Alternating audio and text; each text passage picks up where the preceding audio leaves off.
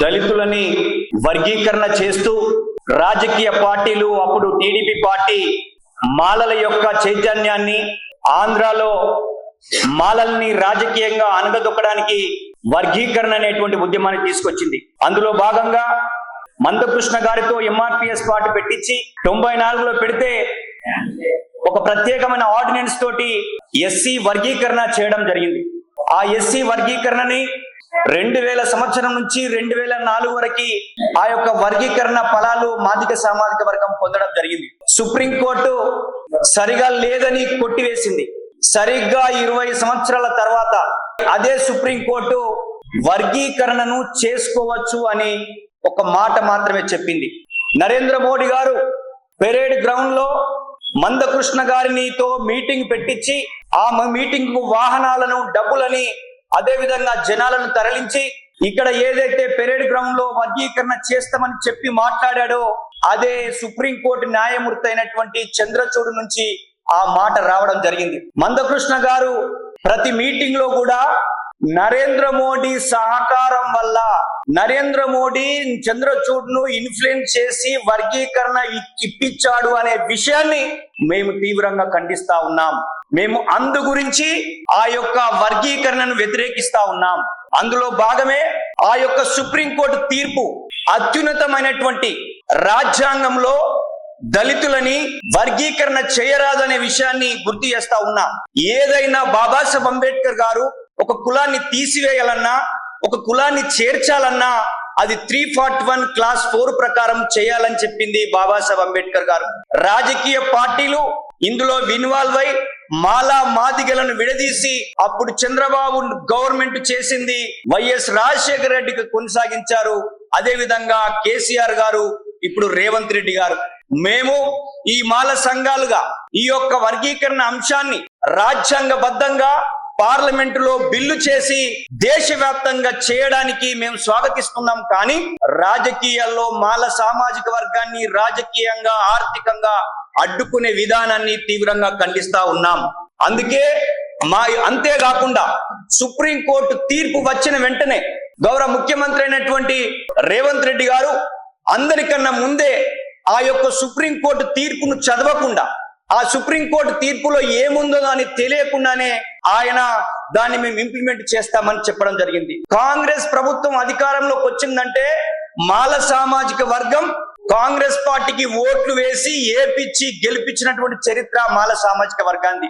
మొన్న జరిగినటువంటి ఎన్నికల్లో మందకృష్ణ గారు మీరు ఏ పార్టీలో పని చేయండి కానీ బీజేపీ పార్టీకి ఓటు వేయండి అని చెప్పినటువంటి వ్యక్తికి మీరు ఏ విధంగా అపాయింట్మెంట్ ఇస్తారు?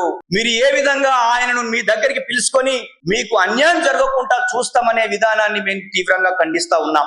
అందుకే మొన్న జరిగినటువంటి మాదిగ పారిశ్రామికవేత్తల సమ్మిట్ లో మాట్లాడుతూ మేము మీకు అన్యాయం జరగకుండా చూస్తాం, మీకు న్యాయం చేస్తామంటే మరి మాల సామాజిక వర్గం మీరు ముఖ్యమంత్రి కావడానికి, మీ కాంగ్రెస్ పార్టీ అధికారంలో రావడానికి ఇక్కడ కూర్చున్నటువంటి మా మాల సంఘాలు, మా అంబేద్కర్ సంఘాలు, మా విద్యార్థులు, యువకులందరూ కూడా గత ప్రభుత్వానికి వ్యతిరేకంగా పోరాడడం వల్లనే ఈ రోజు మీ గవర్నమెంట్ వచ్చిందన్న విషయాన్ని గుర్తు చేస్తా ఉన్నా. మాల సామాజిక వర్గాన్ని 30 సంవత్సరాలుగా వీళ్ళు దోచుకొని తిన్నారని, వీళ్ళు విద్యా ఉద్యోగ అవకాశాలు అన్ని పొందారని దాన్ని తీవ్రంగా ఖండిస్తా ఉన్నాం. మంత్రుల కమిటీ తర్వాత మేము ఉద్యమించడం వల్ల ఒక కమిషన్ వేశారు.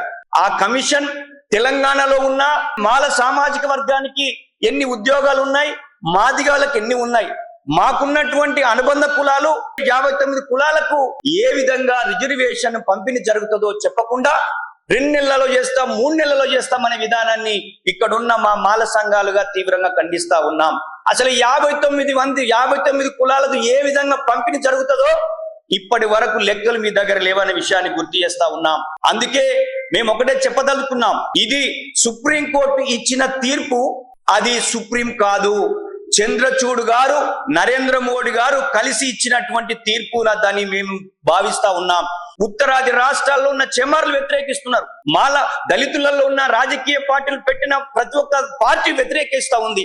దీన్ని మేము మీకు గుర్తు చేస్తూ మాదిగ సామాజిక వర్గాన్ని అన్ని రంగాలలో అభివృద్ధి చేసినటువంటి మాలలుగా మేము ఒకటే చెప్పదలుచుకున్నాం, ఇండ్ల పక్తు రాజకీయాలు ఉన్నాయి. దళితులను విచ్ఛిన్నం చేసి దళితులను రాజ్యాధికారంలోకి రాకుండా అడ్డుకునే కుట్రలో భాగమే ఇది రాజకీయ పరమైన నిర్ణయం. నిన్ననే విశారదన్ కూడా మాట్లాడుతూ ఏమన్నారంటే, సుప్రీంకోర్టు ఇచ్చిన తీర్పు అది ఇంప్లిమెంట్ చేయాల్సినటువంటి అవసరం లేదు. అది రాజకీయ పార్టీలు ఆ రాజకీయాల కోసం, వాళ్ళ ఓటు బ్యాంకు కోసం దక్షిణ భారతదేశంలో మందకృష్ణను మొత్తం తిప్పి ఆ యొక్క మాదిగా మిగతా చెమారు ఓట్లను బీజేపీకి ఓట్లుగా మార్చుకునే ఎత్తుగడలో భాగమే ఈ తీర్పు అని, ఇది ముమ్మాటికి నరేంద్ర మోడీ చంద్రచూడ్ల తీర్పు అని మేము భావిస్తూ మేము ఒకటే తెలియజేస్తా ఉన్నాం. మాల సామాజిక వర్గం అన్ని కులాలతో పనిచేసింది. పూలేను అంబేద్కర్ వాదాన్ని ముందుకు తీసుకెళ్లింది. ఏ కులానికి వ్యతిరేకంగా పనిచేయలేదు. అన్ని కులాలు అభివృద్ధి చేయాలని చెప్పేసి అని మేము కోరుకున్నాం. 59 కులాలు ఉన్న వాళ్ళకి ఏ విధంగా వర్గీకరణ చేస్తారో ఒకసారి మీరు ఆలోచన చేయాల్సిన విషయాన్ని గుర్తు చేస్తా ఉన్నాం. అందులో భాగమే మేము 19వ తారీఖు రోజున ఏదైతే రేవంత్ రెడ్డి గారు మాదిగ సామాజిక వర్గానికి అనుకూలంగా వ్యవహరిస్తా ఉన్నాడు, అది దాన్ని మేము దృష్టిలో పెట్టుకొని ఇక్కడ ఉన్న మా మాల సంఘాలుగా 19వ తారీఖున తెలంగాణలో ఉన్నటువంటి మొత్తం మాల సామాజిక వర్గానికి విజ్ఞప్తి చేస్తా ఉన్నాం. మేము 19వ తారీఖున దాదాపు 1,00,000 మందితో అసెంబ్లీని ముట్టడించబోతున్నామన్న విషయాన్ని మీకు గుర్తు చేస్తా ఉన్నాం. ఏ సామాజిక వర్గానికో ఏ పార్టీకో వ్యతిరేకంగా పనిచేయలేదు. ఈ రోజు బీజేపీ ప్రభుత్వం మాల సామాజిక వర్గానికి వ్యతిరేకంగా పనిచేస్తా ఉంది, దళితుల్ని విడదీసి పరిపాలిస్తా ఉంది. మేము బీజేపీ పార్టీ కేంద్ర ప్రభుత్వానికి, రాష్ట్ర ప్రభుత్వానికి హెచ్చరిక చేస్తూ అన్ని పార్టీలో ఉన్న మాల సామాజిక వర్గం నాయకులారా, విద్యార్థులారా, యువకులారా, మా మాల సంఘాలుగా ఉన్నటువంటి జిల్లా నాయకులారా, మీరు అసెంబ్లీ ముట్టడికి 19వ తారీఖున లక్షలాదిగా కదిలి వచ్చి విజయవంతం చేయాలని చెప్పేసి విజ్ఞప్తి చేస్తా ఉన్నాం.